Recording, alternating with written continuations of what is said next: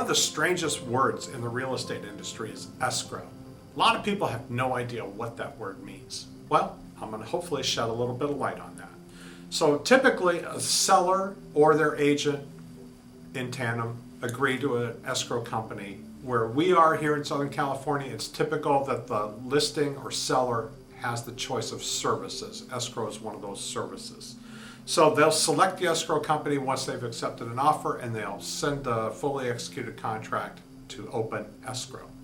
Escrow is a third party, and they act for both buyer and seller, and they protect both parties. Escrow makes sure all the terms and conditions of the contract are adhered to, and if there's a change, then both parties have to agree to that change. They also act as a depository for any documents, monies, things like that.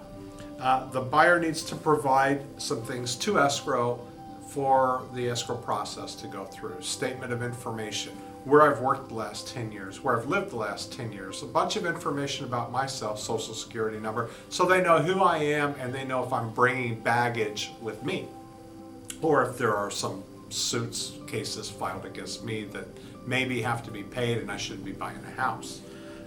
You also have to include your insurance. Who's going to insure your property against fire or damage? And then you also have to do the vesting, which is a title issue.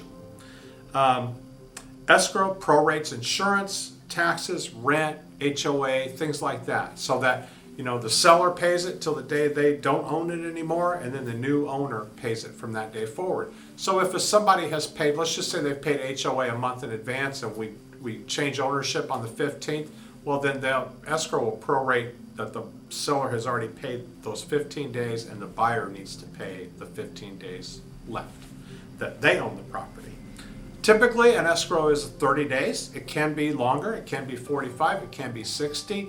These days, pretty much a seller's market, you need to do 30 days, and some people might try to squeeze you down even from there.